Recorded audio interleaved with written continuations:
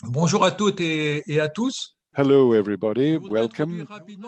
I would like to briefly introduce this panel discussion, which is called Who Will Take Care of Senior Citizens Tomorrow? I think the important word in our question is tomorrow. What will the future hold for the seniors and dependent people? I'm going to introduce the challenges that face us. There are 18 million people who are aged over 60, and there'll be 21 million in 2030. So 3 million extra senior citizens in the next decades, and many more dependent people. INSEEC, National Statistical Office, has calculated that we will go from roughly 2.7 million people who are dependent to 3.9 million in 2050. So a substantial increase in the number of dependent people. This is going to generate major needs in long-term care homes. The last survey by DRIS says that we'll need 100,000 more beds or places in retirement homes and 30,000 in special community service care homes. So this is a substantial challenge. And in addition, we know that France is the country which currently has the greatest number of elderly people in long-term care homes. So this raises the question, maybe we have given the priority to care homes rather than keeping people, helping people to stay at home. Will we be able to have enough places in long care retire homes? Now, these are questions we will address. Also, the meaning of aging, what we think about aging, and what about the funding? Or we're not going to. We're going to need extra funding. President Macron had announced that there would be need of extra 10 billion euros by 2030. And what about the carers? The carers will play an essential role. There are 11 million of them, 4 million that are salaried employees who find it difficult to reconcile looking after their relatives and continuing to hold a job. So I'd like to start by giving Monique ADOLPHE the floor, who is a biologist, who's a member of the National Academy of Medicine. Monica ADOLPHE, the floor is yours for 7-8 minutes, if you could, to give us your take, your perspective on aging and make your comments. Thank you very much for inviting me to this conference. I'm going to simply state that the opinions that I express are my opinions, and I express them on my behalf only. Now, I'd like to remind you, and been listening since the beginning of the conference, I find all the interventions very interesting. Now, in Western countries, there's the aging of the population is due to improved care and longer life expectancy, which is due to improved medical care and drugs. And to this, you have to add discoveries concerning healthy living, concerning hygiene, concerning epidemics and diseases. This means that we live overall longer, and this aging contributes to the greater number of people living on this planet. That's the first thing that needs to be said. Now, this is negligible compared to the number of young people who need to care. since the Rome Club, there are many problems that have emerged. The planet will be able to support humanity that is at the heart or is the cause of this Anthropocene period. Now, with this extra life expectancy, there is also societal changes in our countries with also feminism that has appeared. Women have more access to education, are in the labor market, have access to the labor market. So this is another progress. There is also a trend towards more people living in urban areas where there is the work. By going to live in the cities, this has led to higher rent and real estate prices. So there's the question of also the end of life of the grandparents. In the past, it was the children who would take care of the grandparents, but because of higher real estate prices, this is no longer the case. And of course, customs have changed. And it is at this time that retirement homes have started to appear. And this was very often in relation with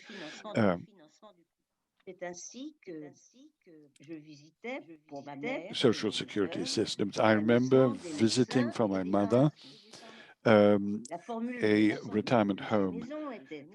And in the past, these retirement homes were based of the use of a room, a bathroom, and a balcony, and common room with a dining room and a living room. The investors decided to generalize investments in retirement homes and to be able to offer different types of real estate for senior citizens with special services and even sports facilities. A number of companies have started to invest in the silver economy. I rather like that expression, the silver economy, which goes far beyond simply real estate and includes leisure activities and lots of things that elderly people are assumed to enjoy. These residents are very profitable because there are more of them being developed. Of course, there are more and more elderly people, and many cities, these services are provided. For example,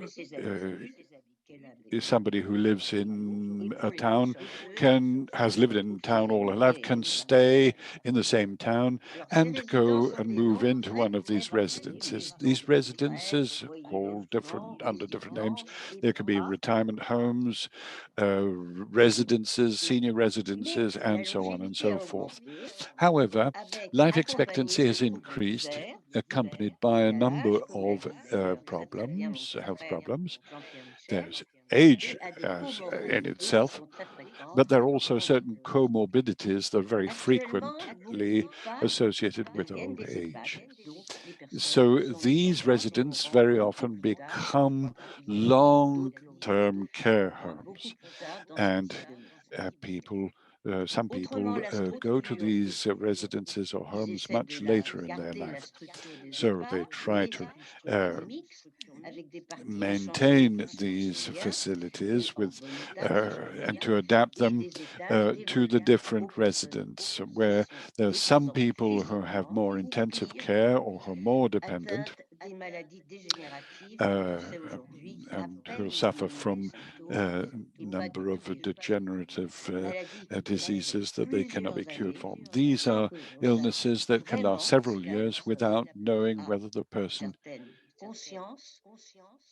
is fully aware of their situation, or whether these persons are content or satisfied with their quality of life. Personally, I feel that these extra years, when they end in such dependency, can only be negative. And if this provides revenue for certain companies who invested in these residents, I would feel that the balance is not in the right direction or the right for the people who are in these residences. Another problem also affects elderly people. This has been discussed about this morning. People who have worked very hard during their life and had very interesting career, the absence of feeling useful to society. And I know there's research being made to see how people can continue to take part in society. But those people who find themselves a bit sort of between the end of the 19th and the beginning of the 20th century had a life expectancy that and proportions are quite huge. 15, 25 years to acquire knowledge and profession, 40 years working in their career, and all the rest of their life, 20 to 25 years in retirement. The beginning of this retirement, period of retirement, people have a number of ideas about what they're going to do. They travel, they join voluntary organizations, they have hobbies that keep them occupied. However, from the age of 80, 85, they start to have health issues that disrupt their lives, and they undergo what has been described already this morning, stigma on the part of younger people who see them as the old, that are not interesting because one has to listen to their old-fashioned ideas. And it's true that young generation have a very different perspective as to values and regarding life, religious belief, and many aspects of everyday life. So when the grandparents disappear, leaving one of the grandparents leaves the other grandparent alive, generally the grandmother, the children do what they believe is their duty and keep the surviving grandparent. I found this comparison rather interesting. Well, not very interesting, not very nice. You know, it's like an old painting that we kept at home, but we don't see whether this person is or this painting is in good condition. So children see us with a lot of affection, but sometimes there's a certain selfishness, because if this person were to disappear, they find themselves faced with the fact that they are mortal. Now, is the surviving grandparent happy? Because really they are dependent and they feel that they are a burden for their family, and they're really happy. And I often hear carers who are desperate, would like to do better, and out of despair decide to put their elderly in retirement homes. So as far as I'm concerned, this type of aging is a sad situation. Monique, Adolphe, if you could, I've almost finished. I've got half a page to go. Now, the positive aspect of old age. Some people talk about transhumanism and improved health. So we could replace certain parts of the body by different medical means. And this is another theory also. There's the need to develop preventive care so that people can age in better health. This is a good thing that is being adopted. However, one question remains, is that the senior citizens are really people who transmit experience. Or it was also said that the young are teaching the elderly about computers and new technologies. So to conclude, how to find a way of dying in good health, I would think that we would need to decide to leave this life when our existence no longer corresponds to what we desire.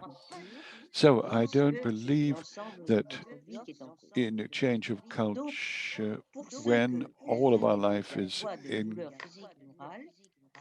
so when life is a burden, I would wish that French society, like neighboring countries, should allow people to depart from this world that would enable them to live in good health. And there are many examples of accounts of how this is done and would be something very beneficial. So to conclude, I suggest, I would like to make a positive proposal that the long-term care homes that keep us until the end of our lives could be these places where we prepare people for passing away through palliative care or through a form of euthanasia, or this euthanasia, if we can obtain it, because it would be in these care homes that we would be able to have the carers best trained and best prepared, and there is training. Other people are going to talk about this. There is training to provide this type of care, and there are a number of establishments that provide this care. There's one in Montpellier. I'm sorry, I was a little bit lengthy. Merci Monique, Adolphe. Thank you so much, Merci pour Monique, ces Adolphe. réflexions Thank you for those sociétales et humanistes qui contributions lancent from a societal and humanistic point un of vaste view débat. that On va do open poursuivre a vast l'examen un peu des debate facettes de indeed. notre We're questionnement gonna avec Serge consider Guerin. and continue with Serge Guerin. Serge Guerin, Serge on Guerin, n'entend pas encore. we can't hear Voilà, you. Serge Guerin. Oh yes, now he's Serge connected. Guerin est sociologue Serge bien Guerin connu, is a spécialiste sur les sociologist. He's questions well liées au known and vieillissement an et à la expert in seniorisation the de la questions société. linked to the aging and Quelles réflexions to the souhaitez-vous aging of the faire society. What Serge? are the reflections you Alors, j'ai come donc about listening to all those Ce contributions? que j'aimerais bien, You have only si vous 8 pouvez minutes, effectivement se limiter possible. de façon à ce It would be qu'on puisse good for avoir each speaker to répondre à des speak for 8 questions minutes de tous les only, so that we participants à could la fin take de la questions table ronde. afterwards from bien sûr. participants Alors, to the peut-être panel la première réflexion, c'est Okay, le the first titre. contribution is the Vous title le this disiez très bien, this Alain. roundtable. You were explaining it Demain, twice. More on aging people. You sera take care about comment on sera yourself. accompagné. What Et donc, the future will be for yourself. l'enjeu de cette table ronde, c'était So the cette challenge histoire of this d'accompagnement discussion à is a travers matter of supported les measures personnes, through à travers the les modes people, through d'accompagnement. Alors, different évidemment,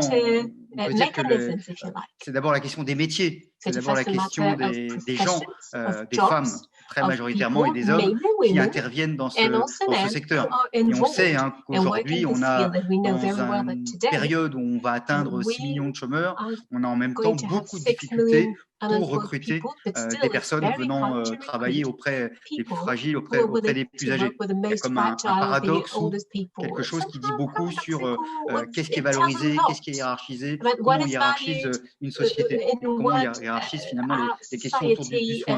Donc sans doute que pour grounds moi, la première value question, c'est to. autour de ces So métiers, the autour first de ces question is thinking personnes. about those Donc jobs and those comment finalement on donne cares, envie those people. à des So how jeunes et can à des we moins jeunes give the will de to young choisir ces people métiers or not so et young non pas people d'y to aller choose faute de those mieux. jobs, but not to do the Alors, job because évidemment, they si have on nothing veut... else. Alors, We're il y a going to have d'abord une nothing question, better to do. et je pense qu'avec Marianne Montchamp, on s'y retrouvera complètement, il y a I une think question Marianne d'image. would agree. It is a Tant matter of que l'image image, de la if you like. vieillesse, tant que As l'image des long vieux, as tant the que l'image, image of plus généralement, la perte aging of d'autonomie old est people, this extrêmement loss of délabrée, autonomy comment is voulez-vous donner envie à des gens d'aller indeed. travailler How can dans un you secteur make sure that qui a people will be mauvaise willing presse, en to quelque sorte? go qui fait pas chic. C'est quand même vachement plus sympa d'aller dans le luxe. Hein. Je suis prof à l'INSEEC dans une école, je vois bien qu'il y a beaucoup plus de jeunes qui veulent aller sur les métiers du luxe, alors qu'il n'y a pas tant que ça de débouchés que sur d'autres secteurs. Donc la question, c'est quand même comment on donne envie et comment d'abord on valorise cette question-là, qui n'est pas une question, comme vous le faites toutes ces journées, qui n'est pas une question de charge, mais qui est aussi une question de levier, de chance, d'innovation. La deuxième chose, c'est évidemment comment on valorise ces métiers. On les valorise en parlant, on les valorise financièrement, bien évidemment, on les valorise en termes de parcours professionnel. L'idée que toute ma vie, je ne serai pas, par exemple, auxiliaire de vie, mais que je peux aussi progresser dans ce métier. Je me souviens d'une jeune auxiliaire de vie qui disait « Moi, je suis une auxiliaire d'envie », que je trouvais en effet déjà beaucoup plus sympathique. Donc, il y a autour de ces questions-là, comment je peux évoluer professionnellement. Il y a la question, bien sûr, de la formation.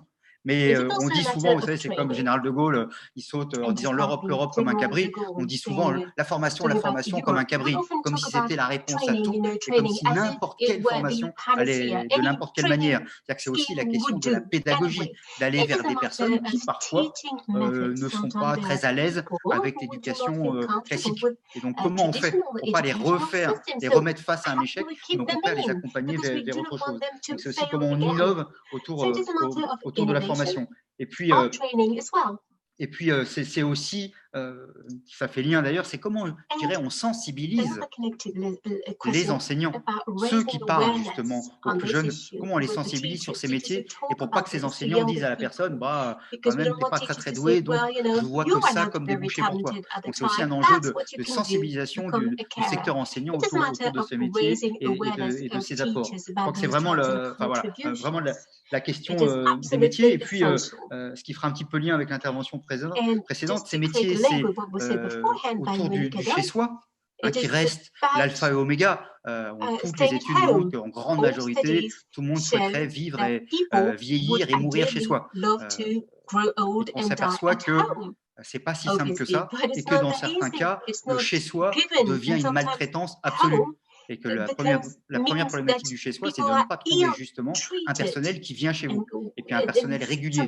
Quand vous changez 4 fois d'auxiliaire de vie en 4 jours, eh bien, créer un lien avec les personnes, se sentir un peu en sécurité avec les personnes n'est pas du tout une évidence. On voit bien que, et puis par exemple pour les dents, pour le deuxième, c'est tous les jours, il faut réexpliquer quelque chose à la personne. Voilà. Donc tout ça crée aussi de fait une maltraitance par un turnover trop important. C'est évidemment la question des maisons de retraite. Vous disiez tout à l'heure, est-ce qu'il y en aura besoin de 100 000 places de plus?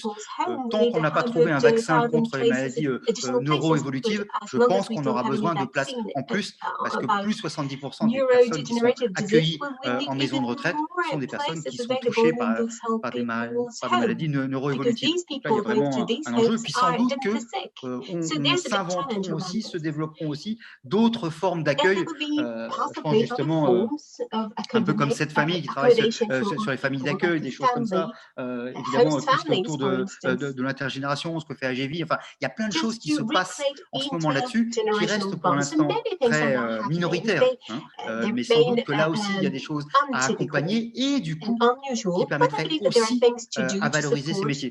Et puis dans la valorisation de ces métiers, c'est la question de la mobilité. On sait bien que souvent la première difficulté, c'est qu'une personne sur deux qui refuse un emploi, et le refuse parce qu'il n'a pas la solution de mobilité pour faire cet emploi ou pour aller à l'endroit attendu. Eh bien, dans tout ce qui est service à la personne, évidemment, service à domicile, on a vraiment cette difficulté. Il y a la question du logement, mais il y a la question plus largement de soins. Par exemple, des gens qui sont souvent eux-mêmes en fragilité. Il n'y a pas toujours une assistance sociale dans un établissement ou dans le service à domicile. Comment on met en place, je pense à des structures comme Responsable qui travaillent là-dessus, comment on met en place des solutions. Il y a sans doute aussi, on a bien vu, période Covid, les attentes, les besoins des gens pour des médecines complémentaires et alternatives. Enfin, il y a plein de choses autour de ça pour accompagner les soignants. Deuxième catégorie, pour aller très très vite, c'est évidemment la question des aidants. Je dirais que aider les aidants, la première manière d'aider les aidants, c'est justement qu'il y ait plus de personnel. Parce que souvent l'aidant est là parce que justement, il compense une personne, un professionnel qui n'est pas là. Donc au-delà de tout, tant qu'il n'y aura pas assez de gens pour venir travailler et qu'on ne les paiera pas, qu'on ne les financera pas, les aidants se trouveront en grande difficulté. Ensuite, évidemment, c'est un soutien beaucoup plus large qui peut d'ailleurs ou très de proximité, très territorialisée. C'est la question de la ville en particulier, ou liée, comme vous l'avez dit tout à l'heure, à la question de l'entreprise. Et puis évidemment, il y aura là-dedans aussi une question autour du financement. Est-ce qu'il y a un statut? Est-ce qu'il y a un système assurantiel? Et Jean-Manuel KUPIEC en parlera avec brio tout à l'heure, je présume. Mais là, on voit bien qu'on est pris un petit peu dans ces éléments-là. Et puis, je terminerai sur un troisième élément, Alain, c'est peut-être de dire que finalement, c'est aussi quelque chose qui nous concerne tous. C'est-à-dire que finalement, demain, quand je vous disais demain, c'est moi, le demain, c'est moi, demain, c'est déjà aujourd'hui moi, et c'est nous tous. C'est-à-dire que finalement, c'est la question, par exemple, on pourrait parler d'intergénération. Par exemple, est-ce que des jeunes, mais aussi, par exemple, des retraités, avec un système, par exemple, de service civique qui serait orienté vers l'accompagnement des plus âgés. Il y aurait là certainement une piste à développer autour de cette problématique-là. C'est la question, finalement, on est beaucoup dans une culture, on le sait, hein, il y a deux caractéristiques en France aujourd'hui. Un, c'est le concours des victimes. Chacun est plus victime que l'autre. Vous remarquerez que souvent, ceux dont on parle le moins comme victimes, ce sont justement les vieux. Mais sinon, chacun est la victime. Voilà. Et puis l'autre élément, c'est j'ai droit. J'ai toujours droit à quelque chose, mais où sont mes devoirs? On pourrait se dire aussi, dans une seniorisation de la société, dans une société comme ça du vieillissement, finalement, c'est comment aussi tous, on s'implique d'une manière ou d'une autre pour améliorer la situation des plus âgés à un temps T. Et donc, c'est une question de bénévolat, c'est une question d'attention à l'autre, d'attention de proximité, de solidarité minuscule comme ça qui peuvent se faire. Et sans doute qu'on pourrait aussi travailler là-dessus pour les valoriser, pour les soutenir. Et puis, je crois que là, il y a vraiment quelque chose de très fort avec évidemment aussi un travail sur le tissu associatif. Je pense à des réseaux comme Mona Lisa et autres voilà, qui ont apporté beaucoup. Et puis je terminerai en disant que finalement tout ça, et ça fera lien aussi avec d'autres éléments, c'est que finalement pour qu'on arrive à ça, pour que chacun se dise aussi le vieux de demain c'est moi, c'est aussi comment la sphère publique, comment l'État, comment le discours nous rappelle que c'est un enjeu pas pour les vieux, mais bien de la société dans son ensemble et avec les plus âgés. On avait créé les états généraux de la seniorisation lors du premier confinement en disant qu'il faut aussi entendre la parole des plus âgés. C'est comment finalement on invente une société qui prenne en compte cette question, une seniorisation de la société, comme on pourrait parler d'écologisation de la société sur une autre transition. Comment on fait pour aussi que la parole et l'implication des gens, y compris des plus âgés, soient aussi inscrits.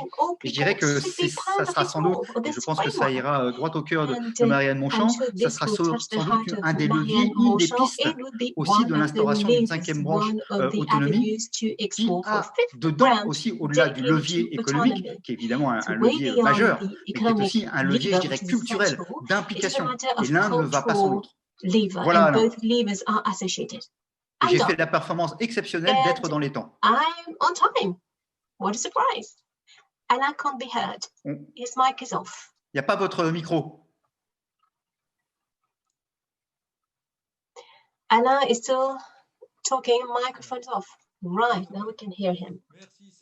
Thank you so much, Serge, for this interesting reflection on the attractiveness of all these new jobs linked to this loss of autonomy, how to give the desire to caregivers. And we already have questions on this issue, so we'll try to answer them at the end of this round table. I'd just like to give the floor to Jean-Manuel KUPIEC, if he's with us, because apparently he has connection issues. So apparently he's not with us. So maybe Marianne Montchamp could take over. Yes, I can do it. Perfect. So no need to introduce Marianne Montchamp, the former state secretary, who is the chairwoman of CNSA, National Caisse Nationale de Solidarité pour l'Autonomie. Which are your reflections and what are the policies that you contributed to implement? Well, thank you, dear Alain VILLEMEUR, for these words of introduction, and thank you for having me. It's always very stimulating to take part to this debate and reflection. I'd like to commend all those I know and those I do not know. Serge and GUERIN, because we talk regularly together, and also Monique, ADOLPHE, Jean-Manuel, KUPIEC, who will join us for sure, and Sylvain, RABUEL, and I look forward to listening to him because he has part of the answer, not all the answer, but part of it. Well, if I may, I would like to respond to what I've just heard. That will be the first part of my presentation, and then I will hang on to this fifth branch that we referred to and dwell on it, and then talk about the challenge of funding, because that's what you want me to talk about. So, first reaction, yes, indeed, Serge, we do share a lot. You are right. It is absolutely necessary to support this economy of care, which is just aimed at thriving, that cannot be relocated. That is part of the recovery, if the recovery plan does not forget about it. And I referred to budget lines for 2021, especially in terms of investment and wage upgrade for caregivers in old people's home. So that is done, but for old people staying at home, the situation is quite different. They're not part of the recovery plan, and therefore these employees who are the poorest employee in the French economy, poor workers who only gain 900 euros a month at the maximum, they are those who support a system without which we would be in trouble to find answers for old citizens, or because citizens are chronically ill or are disabled. All these people need to be supported in their everyday life. And when we have a social assistant call just to find a place in an old people's home because an old person had an accident, if this task has to be taken by a social assistant, then I believe that we have a problem in the French Republic. If you have an old people home who is alone or suddenly sick and who is placed in a home he or she did not choose, and who in the end has to live collectively, whereas in the past that person was autonomous and produced value and made choices, if we end up in such a situation, then I believe that the Republic is really not delivering, and I will remain polite saying this. So what it shows as a response is that, well, Monique, ADOLPHE, I hear you right. I know that citizens have a right to choose whether they want to live or if they want to die. This question of the end of life and assisted suicide is a legitimate question, right? But public institutions should not consider the question this way, in that angle, and that's always in my position. Even when I was in charge of disabled people at the government, people who were hopeless to live freely again, and these people would indeed put an end to their own life. But my position has always been, and still is, it is a matter of ethics, I'd like to say it, but my position has always been that the public authorities should wonder, how can we make sure that such a request is not submitted? It is the first task of the state, of public authorities. So we must turn to the public decision maker saying, what do you do then to make sure that such people are not willing to put an end to their lives? That's the very first duty of public authorities. And then if there's nothing possible, then we can wonder about supporting people at the end of their life. But that's not the first step. It's just to support our fellow citizens so that they do not even think about such a request. So we have to do everything possible, ensuring social protection that will be appropriate, and therefore make sure that only few people get so despair that they want to put an end to their life. And to do so, we must invest collectively. So that's my modest contribution. That's the promise we could make in terms of social protection. And that could be extended to the social security system as a whole. It's not only about reimbursing medical care, it's also making sure that you will benefit from care that will prevent you from dying or from suffering, that will allow you to hope for getting proper cares and being able to make a project for your life. So the promise of this future system should be such that no matter the loss of autonomy, life should be still worth living it. So the person should be able to make choices, to express his or her preferences. That notion of preferences is something that is very tricky. But why? Because the modern state and authorities are not prepared to deal with citizens' preferences. The state can conceive of general, administrative, and standard answers, even when people are sick with COVID, because these people will have to stay at home or in their room to avoid transmission. But they do not know how to consider people and telling them, what would you like to do? This is not possible. Or turning to the family and saying, but what would you like to do? And therefore, such a wish, such aspirations is what I would like to work on. Why do I think that it is possible? My political culture comes from the handicap policy, comes from the law passed in 2005 about a life project, which is an absolute paradigm for the handicap law.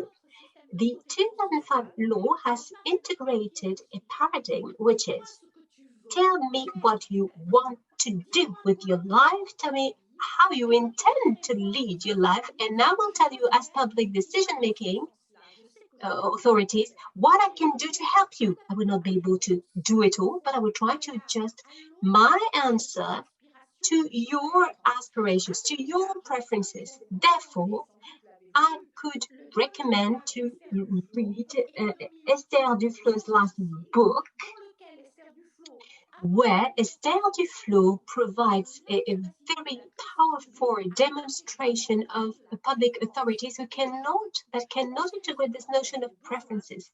We can think in terms of needs, but not in terms of preferences, and that's what should become the promise for our next social protection system. So how can we do such a thing? Because it is very complex. So, to connect people to social protection, and to create such a connection, for sure, we need to modernize the state. The state must do its duties without exceeding its prerogatives, if you like. The state must get closer to territorial institutions, because the life of people should not be decided in offices, but in buildings, in areas, or in flats, or in an environment which is very close to people, environment that is close to people. And to do so, the state must be resilient. And I will say something quite unpleasant, but I'm convinced that is the truth. So I will pass on the message over and over again, and come what may, as long as I can do it. When the public debt is exploding, when the state knows very well that it won't be able to fund territorial authorities as it used to be, then the state must encourage territorial authorities so that they can take initiatives, and they should offer advanced modern steering features so that territorial institutions can set a cap and be part of public policies, so that they can propose differentiated answers. That's absolutely essential. The next phase thing, territorial authorities are making such choices. They are going for financial autonomy, and that should be acknowledged. Otherwise, there would be no proper steering from the state, and then the risk would be to have huge gaps between rich territories and poor territories, between territories that have resources and those who have less power to make it. Secondly, Marianne Montchamp could, yes, I'm almost nearly done, says Marianne. I'm done. We would love to listen to you for hours and hours. Unfortunately, we can't. Well, I will never speak for hours and hours, but I have three sentences as a conclusion. We must stop, as Serge put it, quoting the General de Gaulle about Europe.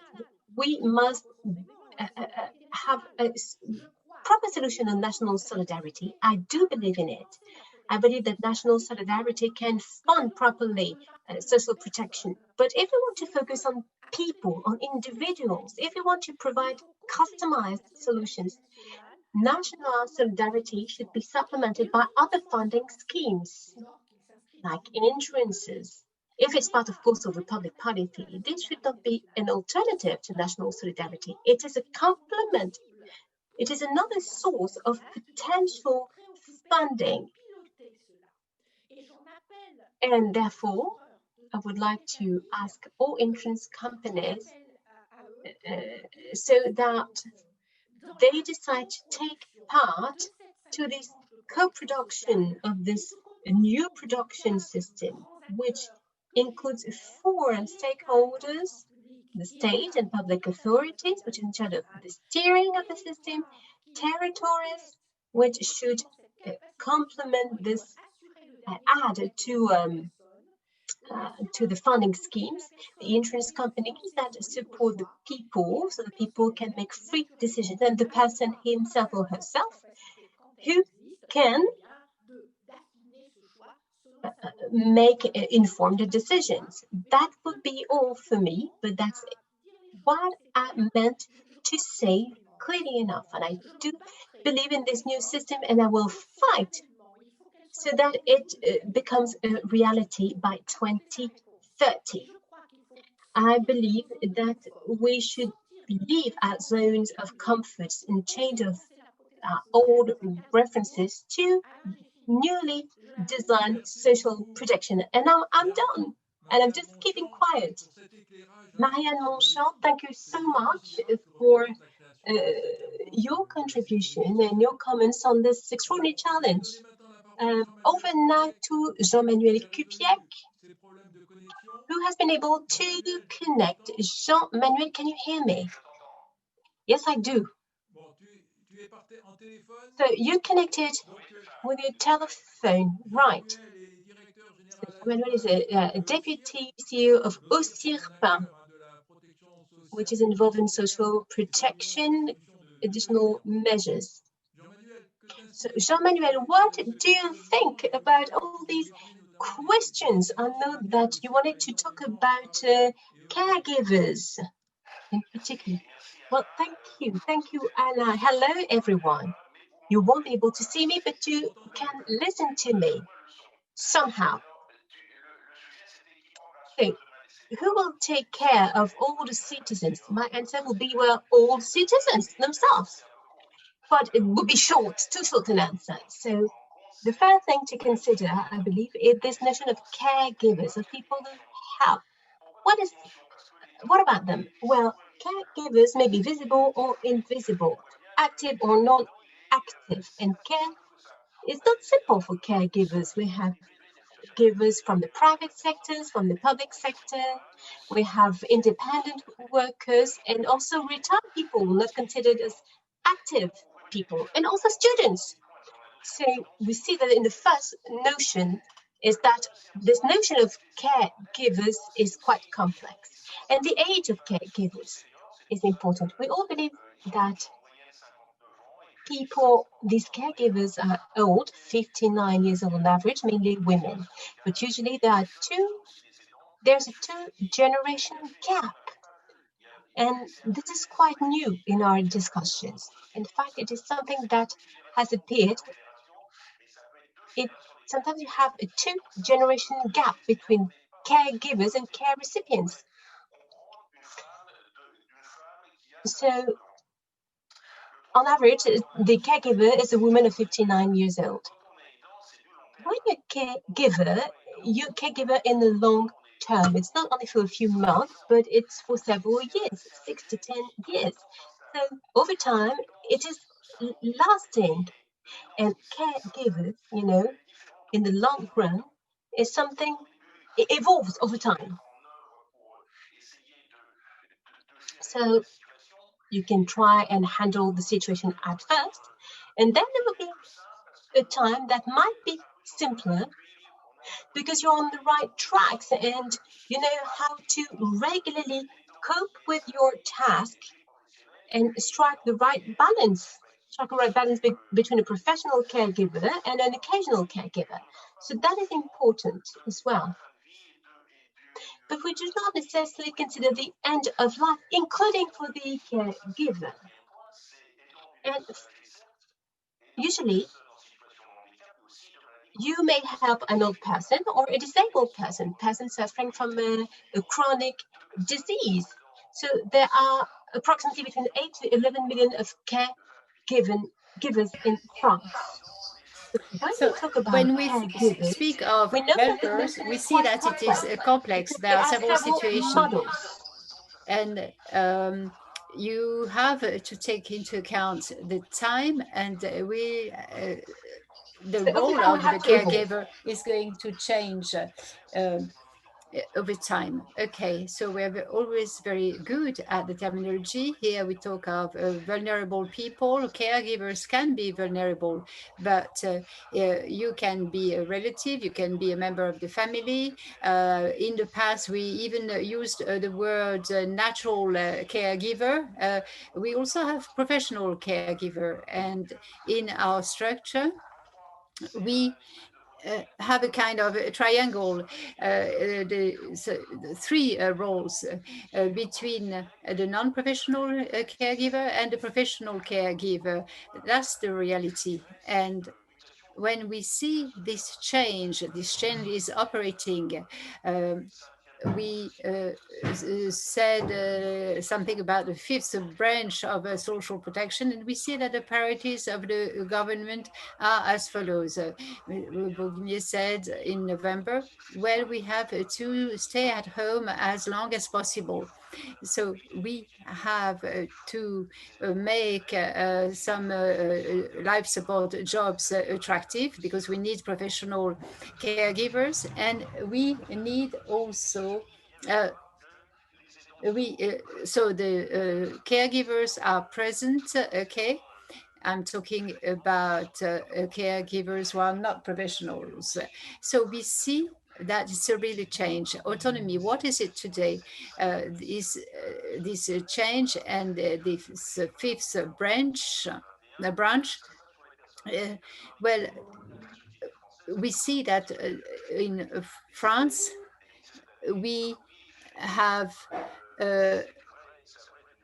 used a lot of caregivers, but we should make no distinction between the old people, the disabled people, and so on. So once said, this being said, we have to remember that the legislation passed in 2015, and 5 years later, there's a concept of supporting caregivers. But caregivers are, a lot of them are not visible. They are visible when they are in the working population. And what is important is the negotiation of tomorrow.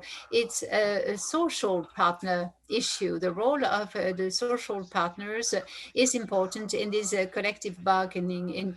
We need to have a collective approach. We'll have to integrate the professional activity, the activity of a caregiver. We'll have to negotiate this. And the social partners have taken on board this issue. It's a positive point. We could say, well, it's maybe not their priorities. Okay, it's not their priority, especially in the current context, and given the economic and social crisis which is going to come along with companies facing bankruptcy and the employees who will lose their jobs. But however, this theme has been taken on board, and this is an important point. And the collective negotiation has to play a role here. This is a branch-based debate, but also a company's debate. And the HR manager are sometimes fearful. They are not a driving force. And they should, however, identify the number of caregivers they have in their company. Well, according to the figures, it's between 10 and 20%. It's quite a lot. Quite a lot. Okay. If you say to your HR manager that you are a caregiver, well, it is something within the personal sphere. But companies have become aware of the problem, and it relates to all layers of the population, the working population, all employees, and therefore, it is necessary to negotiate, to consult with the various stakeholders, to be a caregiver. Well, I have not foreseen that, but life is such that I have to act as a caregiver. I'm 60 years of age. I need to take care of children and parents. If I'm lucky to be fit when you are 60 years of age, and if you're still working in the company, which this is a limited number, those people have to be protected because they are fragile. They are shared between their company and the assistance provided to the family, their role as a caregiver.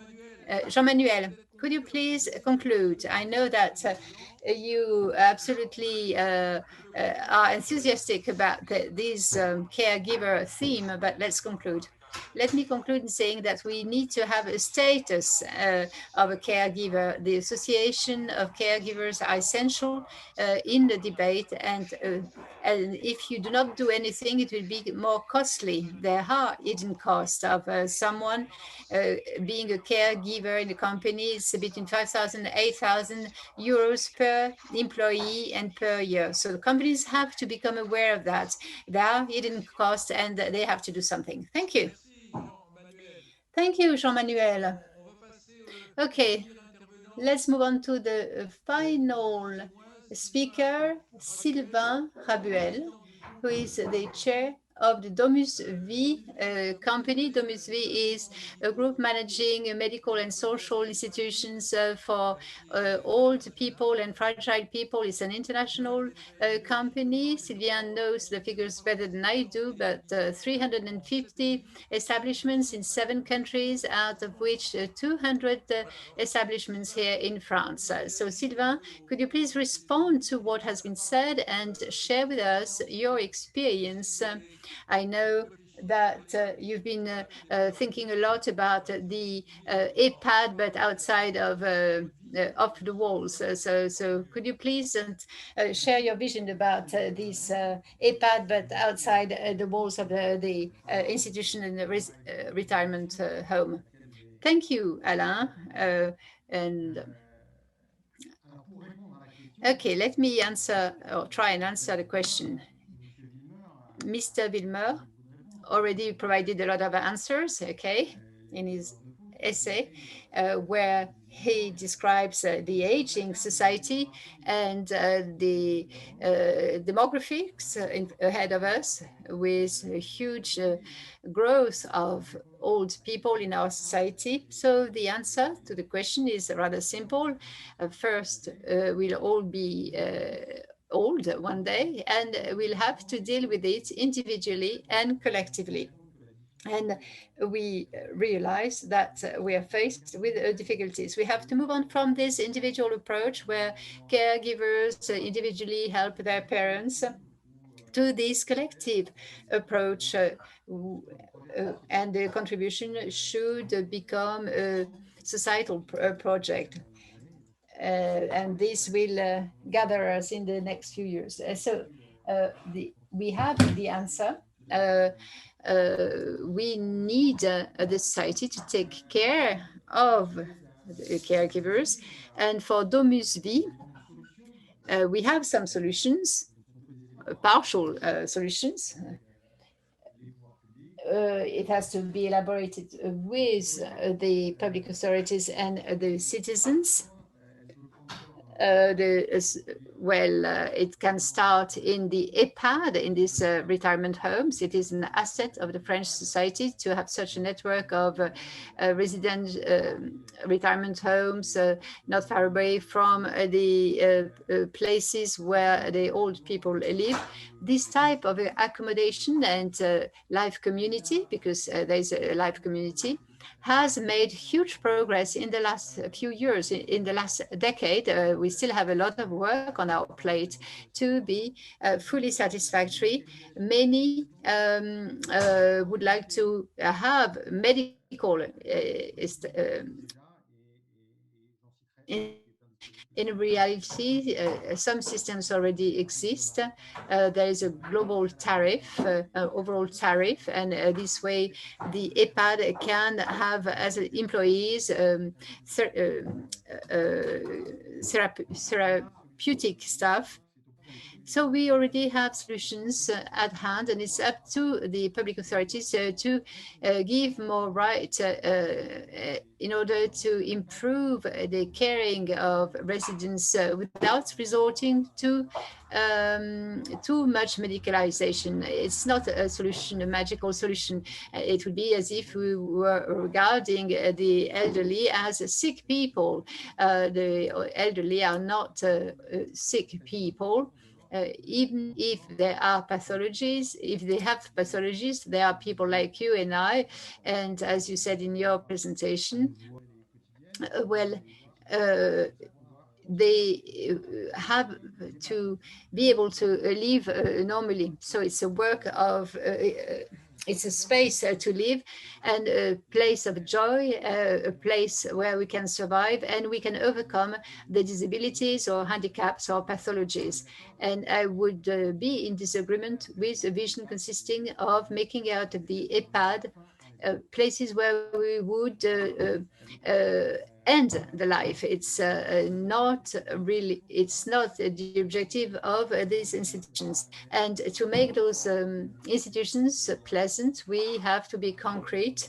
There is a huge need for investing in the real estate, and we're going to invest several millions euros in the next 3 years for 200 establishments. We're going to invest 350 million euros in the next 3 years. And EHPAD is maybe the first resource we have at our disposal to for the following. It gives the possibility to have access to geriatric resources at about 15 minutes away from the place where the elderly live. It would be a place where you can go for some services. You can stay at home and then you can resort to the expertise of the retirement homes, EHPAD, not far away from your place in some departments and regions. So it would be a resourceful retirement home, EHPAD, and the elderly living not far away from it would resort to the support they need. For the time, projects are at a pilot stage. We need to blur the lines between the activities at home and then this life community.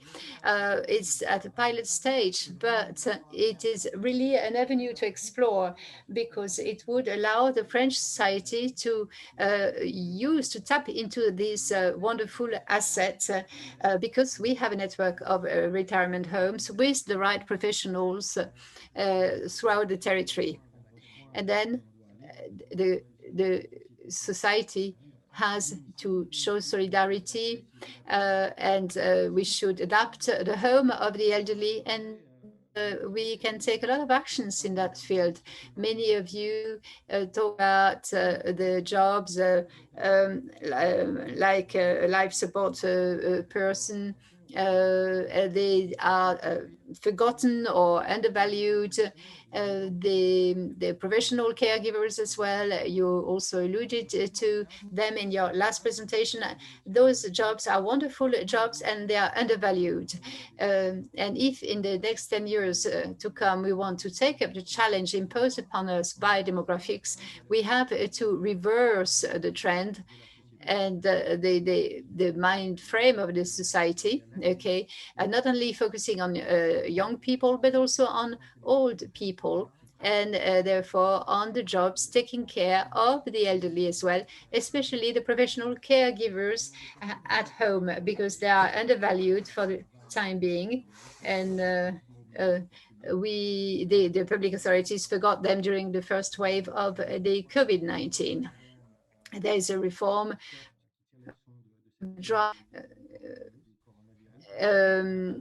further to the coronavirus, and they are there providing the solution. So we should not forget them. So we should change the mentality we have on aging and on those jobs. The jobs of assistance to the elderly, they should be better paid, and the operators of those jobs should find a business model so as to invest in the payment and in the quality of service as well, which is not the case today. And we could do that through legislation. And to conclude, since I have to conclude, I have this responsibility, we need to call for a societal project around the aging society. And this society project is a political project. Change the values, reverse the values, reverse the mentality. This political project will have economic an economic impact with an economic stimulus and for growth and development.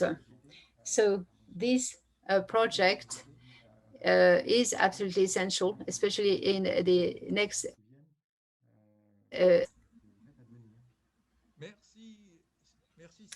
Thank you. Thank you, Sylvain, for this very interesting presentation coming from your long experience of managing those retirement homes, the EHPAD. Participants ask a question: how can we value those jobs? You partially answered them. Maybe we can finish on that. Is there anyone who would like to step in to answer this question put by our participants? And you addressed this question, many of you. How can we give the desire for people to become a professional caregiver? Marianne Monchamp, I can provide an answer. We need to value those jobs from an economic point of view, okay? And we need to have a social evaluation as well. And this is just as significant as well. Social values.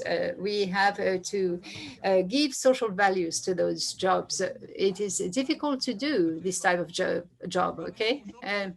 Okay, Marianne Monchamp, maybe a few final words. Yes, of course, I agree with what has been said, but I would like to add that it is important to invest in this industry. It is important for the public authorities, how shall I say, recognize the home caregiving industry and as being an economic industry as such. Beyond the investment strategies, this industry should benefit from a real support, and the attractiveness of jobs will depend on the position given to those jobs in the health solution. it will depend on the business models of the companies in this industry. They are very diverse. Some are non-profitable associations, others are profitable organizations. So we need to have a sustainability in this industry. Otherwise, the fragility of this industry will have a negative impact on our social protection system. Thank you, Marianne Monchamp. I would like to thank you all for this panel discussion, which was very interesting and very valuable. Thank you. Merci à tous et bonne continuation.